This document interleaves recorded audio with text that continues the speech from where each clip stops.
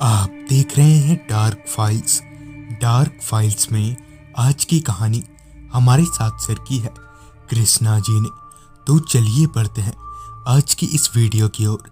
आज की इस कहानी में आगे बढ़ने से पहले अगर आपने अभी तक डार्क फाइल्स चैनल को सब्सक्राइब नहीं किया है तो कर लें, और ऐसी ही और वीडियोस के लिए देखें अनहोनी।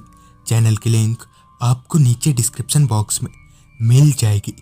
कृष्णा जी ने अपने दादाजी की कहानी हमारे साथ शेयर करते हुए बताया है कि ये उन दिनों की बात है जब गांव देहातों में मोटर गाड़ियां नहीं बल्कि तांगे और बैलगाड़ियां चला करती थी। और अगर अंदाजन कहा जाए तो ये 70 के दशक की आसपास की बात है। उन दिनों गांव के ज़्यादातर लोग अपना पेट भरने के लिए या तो खेती किया करते थे या फिर बैलगाड़ी और तांगा चलाया करते थे। 70s के उस दौर में गांव के अधिकतर लोग भूत प्रेत जैसी चीज़ों पर विश्वास करते थे, मगर वहीं दूसरी तरफ कुछ ऐसे भी लोग थे जो इन सब बातों को एक सिरे से नकार देते थे। दादाजी भी उन्हीं लोगों में से एक थे जो इन सब बातों पर रत्ती भर भी यकीन नहीं करते थे। मगर ये इस हादसे ने दादाजी को ये मानने पर मजबूर कर दिया कि इस दुनिया में इंसानों के अलावा रूहानी ताकतों की भी मौजूदगी है। दरअसल घटना कुछ यूं है कि उन दिनों मेरे दादाजी भी बाकी ज़्यादातर लोगों की तरह ही तांगा चलाया करते थे। तांगा चलाते हुए वो कभी कभी सवारी लेकर या सवारी की तलाश में दूसरे गांव भी चले जाते थे। ऐसे ही रोजाना की तरह एक दिन सुबह सुबह दादाजी तांगा लेकर काम पर निकल रहे थे। घर से निकलकर दादाजी अभी 4 कदम आगे गए ही थे कि एक काली सी बिल्ली ने उनका रास्ता काट दिया। उस बिल्ली के माथे पर कटने का एक निशान था। खैर दादाजी अभी तांगे को आगे बढ़ा ही रहे थे कि पीछे से दादी जी ने उन्हें रोकते हुए कहा, अरे रुक जाइए, देखा नहीं बिल्ली ने रास्ता काट दिया आपका। जिस पर दादाजी ने पीछे पलटते हुए कहा, कुछ नहीं होगा, बिल्ली तो है, ये क्या कर लेगी भला। ये बोलते हुए दादाजी ने तांगे को आगे बढ़ा लिया। कुछ देर तांगा चलाने के बाद दादाजी उस जगह पर पहुंचे जहां से वो हमेशा सवारियों को अपने तांगे में उठाया करते थे। कुछ देर वहां इंतजार करने के बाद ही दादाजी को अपनी पहली सवारी मिल गई। पूरे दिन सवारियों को ले जाने और ले आने का सिलसिला चलता रहा और अब शाम हो चुकी थी। तकरीबन अंधेरा हो ही गया था। दादाजी अपना तांगा लेकर घर आने की पूरी तैयारी कर चुके थे कि एक आदमी उनके पास आया और दादाजी को एक जगह चलने को कहा, जिस पर पहले तो दादाजी ने उसे मना कर दिया क्योंकि वो आदमी जहां उस आदमी को जाना था वो यहाँ से काफ़ी दूर था। मगर फिर थोड़ी देर सोच विचार करने के बाद दादाजी ने मन ही मन कहा, इसे छोड़ देता हूँ, फिर घर चला जाऊँगा। ये सोचते हुए दादाजी ने उस आदमी को तांगे में बैठने का इशारा किया। उस आदमी के तांगे में बैठते ही दादाजी ने तांगे को आगे बढ़ा लिया। कुछ देर तक तांगा चलाने के बाद दादाजी उस जगह पर पहुंचे जहां उस आदमी को उतरना था। दादाजी के तांगा रोकते ही वो आदमी तांगे से नीचे उतरा और पैसे देकर वहां से चला गया। अब तक रात हो चुकी थी। चूँकि उन दिनों घड़ी वड़ी का उतना नहीं हुआ करता था, तो दादाजी ने इस घने अंधेरे को देखकर ये अनुमान लगा लिया था कि रात बहुत हो गई है। लिहाजन दादाजी ने फटाफट अपना तांगा घुमाया और घर की तरफ आगे बढ़ने लगे। रास्ते पर तांगा चलाते हुए दादाजी को सिवाय खामोशी के और कोई भी नहीं दिख रहा था। हालांकि चांद की रोशनी और रास्ते के किनारे लगे इक्का दुक्का लाइट से दादाजी को साफ साफ दिखाई पड़ रहा था।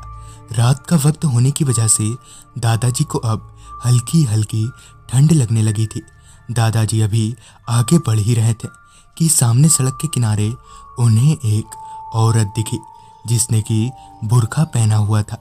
उस औरत को देख एक पल को तो दादाजी ने सोचा, अरे ये औरत यहाँ इतनी रात को क्या कर रही है।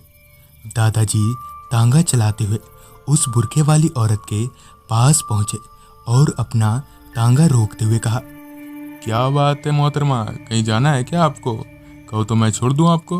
दादाजी के ये बोलते ही वो औरत उनके तांगे में बैठ गई। उस औरत के तांगे में बैठते ही दादाजी ने पूछा, अरे मोहतरमा, आपको जाना कहाँ है? जिस पर उस औरत ने कहा, जब तक मैं कुछ ना बोलूं तब तक तांगा चलाते जाओ। उस औरत की ये बात दादाजी को थोड़ी अजीब लगी। खैर, दादाजी ने ज़्यादा दिमाग ना लगाते हुए तांगे को आगे बढ़ा लिया। दादाजी तांगे में उस औरत को लेकर आगे बढ़े जा रहे थे। बीच बीच में वो उस औरत से बात करने की भी कोशिश कर रहे थे, मगर वो औरत उनकी बातों का कोई जवाब ही नहीं दे रही थी। कई बार उस औरत से कोई जवाब ना पाकर दादाजी ने बोलना बंद कर दिया। अब दादाजी थोड़े परेशान होने लगे थे, ये सोचकर कि ये औरत उनके तांगे से कब उतरेगी। अब उस औरत को तांगे में बैठे बैठे काफ़ी वक्त बीत गया था और अब दादाजी चिढ़ने लगे थे, जिस वजह से उन्होंने गुस्से में आकर उस औरत से कहा, देखिए, आपको कहीं जाना नहीं है तो आप यहीं उतर जाइए। जिस पर उस औरत ने कहा, बोला ना, चुपचाप तांगा चलाते जाओ। इस बार दादाजी अब करते भी तो क्या करते, लिहाजन वो तांगा चलाते गए। कुछ दूर आगे जाते ही पीछे बैठी उस औरत ने कहा, ठहरो। लिहाजन दादाजी ने तांगा रोक दिया। तांगा रोकते ही एक दफ़ा दादाजी ने अपनी निगाहें अपने आगे पीछे घुमाई तो उनकी बाईं ओर एक कब्रिस्तान था। तांगे से उतरकर वो औरत दादाजी को पैसे दिए बिना ही उस कब्रिस्तान के भीतर जाने लगी। ये देखकर दादाजी भी उस औरत को आवाज़ लगाते हुए उनके पीछे पीछे जाने लगे। उस औरत का पीछा करते हुए दादाजी कब्रिस्तान के बहुत भीतर तक आ चुके थे, जिस वजह से दादाजी ने उस औरत का हाथ पकड़ा और पूछते हुए कहा, कौन हो तुम? उस औरत का हाथ बर्फ के समान ठंडा था। इसी बीच उस औरत ने अपने चेहरे पर से बुर्का हटाया और पीछे पलटते हुए बोली, कितने पैसे चाहिए? उस औरत का चेहरा देखकर दादाजी के पैरों तले जमीन खिसक गई। उसका चेहरा बेहद खौफनाक था और उसके मुंह से खून टपक रहा था। अब दादाजी के हाथ पैर थरथराने लगे थे, मगर किसी तरह से दादाजी ने अपनी हिम्मत बनाए रखी और तेजी से भागकर तांगे में आए और तांगा भगाकर सीधे घर ले आए। उस दिन के बाद से दादाजी ने तांगा चलाना ही छोड़ दिया और अब भी दादाजी उस काली बिल्ली को ढूंढ रहे हैं। तो दोस्तों, ये थी कृष्णा जी की भेजी गई कहानी। अगर आपके पास भी ऐसी कोई कहानियाँ हैं तो हमारे साथ ज़रूर शेयर करें। तो मैं आर्यन जल्द ही मिलूँगा आपसे ऐसी ही एक कहानी के साथ।